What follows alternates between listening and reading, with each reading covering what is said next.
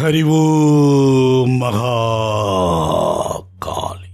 சில பல வருடங்களுக்கு முன்பு தஞ்சை மாவட்டத்தில் நடந்த ஒரு நிகழ்வு. பொதுப்பணித்துறையில் லஸ்கரா வேலை செய்கிறாரு ஒரு பெரியவர்.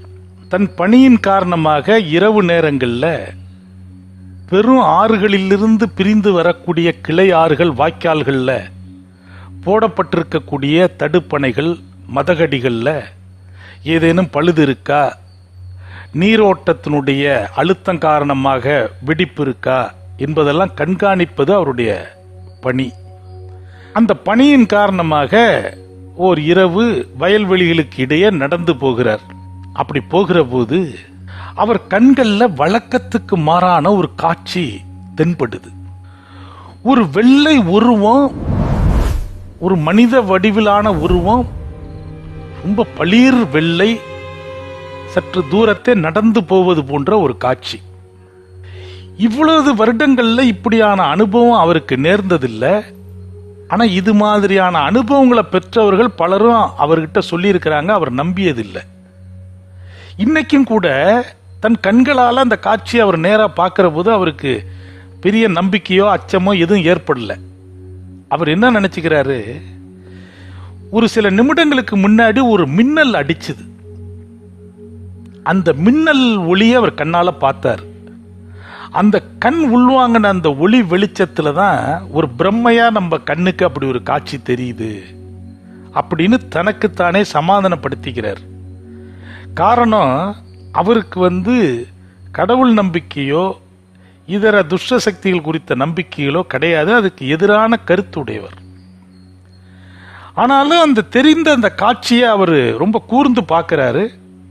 அது சில நொடிகள் அப்படியே நடந்து போய் அருகில் இருந்த ஒரு வாய்க்கால்ல இறங்கி அந்த நீர்ல அப்படியே கரைந்து போகிறது. இது ஒரு ஆச்சரியமாகவும் இருக்கு அவருக்கு.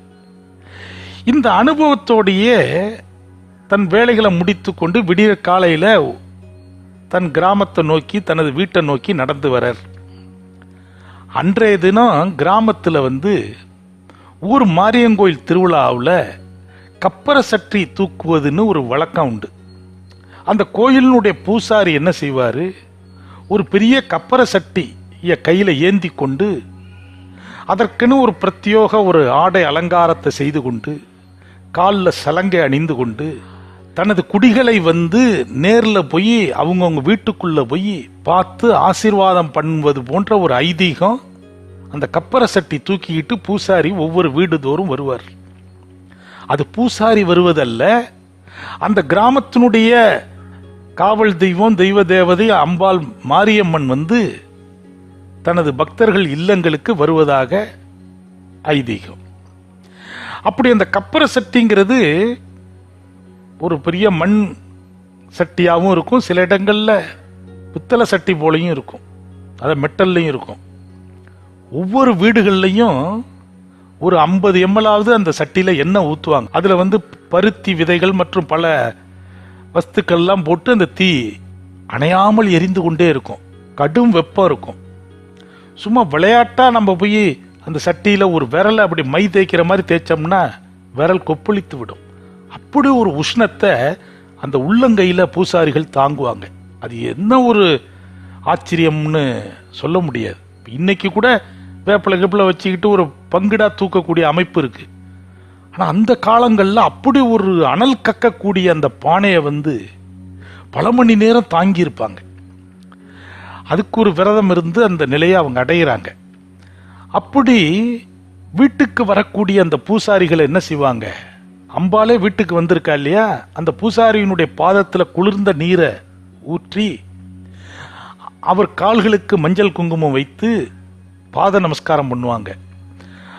அந்த பூசாரி வடிவில் வந்திருக்கிற அந்த அம்பாள் அந்த வீட்டில் இருக்கக்கூடிய தோஷங்களுக்கெல்லாம் பரிகாரம் சொல்லி, நல்வாக்குகள் சொல்லி, இருப்பவர்களுக்கு நல்ல ஆசீர்வாதம் கொடுத்து விடை பெறுவா. இது ஒவ்வொரு வீட்டுக்குள்ளேயும் அந்த அம்பாள் போயிட்டு வருவா. இந்த கிராமத்தை ஆட்சி செய்து கொண்டிருக்கிற பெண் தெய்வங்கள் இப்படி ஆண்டுக்கு ஒரு முறை கப்பர சட்டி வடிவில், அக்னி வடிவில் வீடுதோறும் போகும். இந்த கப்பர சட்டி நிகழ்வு அன்றைய தினம் அந்த கிராமத்தில் நடந்துகிட்டு இருக்கு. இரவு கண்காணிப்பு வேலையை முடித்து விட்டு வீடு திரும்பி கொண்டிருக்கிற அந்த பெரியவர் பூசாரியை எதிர்கொண்டு பார்க்கிறாரு. வீட்டுக்கு வீடு அந்த சலங்கை கட்டிக்கிட்டு கப்பரை சட்டையை தூக்கிட்டு அந்த பூசாரி ஜல் ஜல்லுன்னு அப்படி நடந்து போறது, பின்னாடி ஜனங்க அப்படி கூட்டமா போறதும், தார தப்பட்டைகள் அடிப்பதும், இதை பார்த்துட்டு இன்னும் இன்னும் திருந்தவே இல்லடா அப்படின்னு மனசுல நினைச்சுக்கிட்டு தனது வீட்டுக்கு வர்றார்.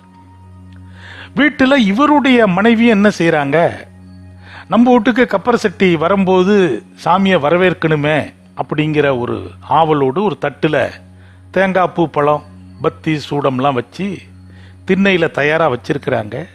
திண்ணையெல்லாம் பூசி மொழிவி கோலம்லாம் போட்டு இவங்க குளிச்சு முடித்து ரொம்ப பயபக்தியா வாசல்ல கப்பரை சட்டியை எதிர்நோக்கி இருக்கிறாங்க.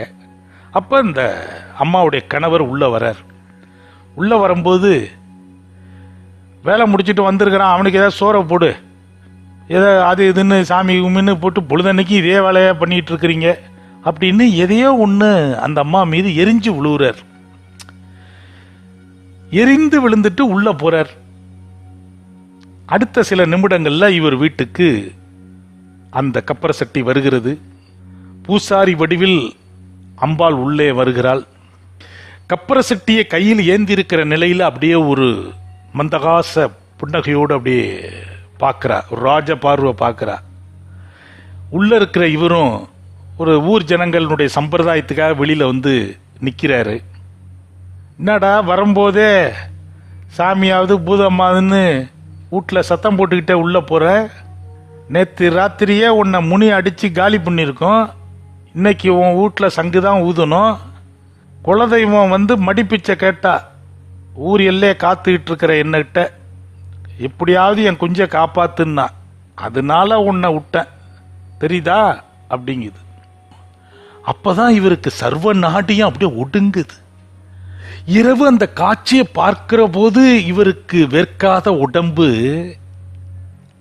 அம்பாள் வந்து அந்த செய்தியை சொல்கிற போது தன்னறியாமல் வேர்க்குது. ஆகா, அவருக்கு அந்த இரவு காட்சியும் கண்ணில் ஒரு கணம் வந்து போகுது. தன்னை அறியாமல் அந்த பூசாரியினுடைய பாதங்களை பணிந்து வணங்குறாரு. பூசாரி நெத்தியில திருநீர் பூசி ஆசீர்வதிக்கிறார். எந்த ஒரு மனிதனுக்கும் குலதெய்வத்தினுடைய அருளாசி நிறைந்து இருக்கணும். அப்படி நிறைந்திருக்கும் பட்சத்தில் அவன் எதிர்கொள்ளக்கூடிய எதிர்பாராத துன்ப துயரங்களிலிருந்து அவனை விடுவிக்கவும் அவனை பாதுகாக்கவும் குலதெய்வங்கள் முற்படும். அங்க இருக்கக்கூடிய எல்லை தெய்வம், ஏவல் தெய்வம், காவல் தெய்வத்திடம் அந்த வீட்டு குலதெய்வங்கள் போய் முறையிடும். மாடி உன்னுடைய எல்லையில இருக்கிற அந்த புள்ள என் வம்சத்துக்குரியவ, என் பாதுகாப்பில் இருக்கக்கூடியவ, என் குலத்தை சார்ந்தவ, அவளுக்கு இந்த ஆபத்து உன் எல்லையில நேர இருக்கு, அதுல எந்த பாதிப்பும் வராம பழுதும் வராம நீ பார்த்து கூடம்மா என்று அந்த எல்லை தெய்வங்களிடம் போய் குலதெய்வம் மடிப்பிச்சை கேட்கும்னு ஒரு சம்பிரதாயம், ஒரு சாஸ்திரம் உண்டு. ஹரி ஓம் மகா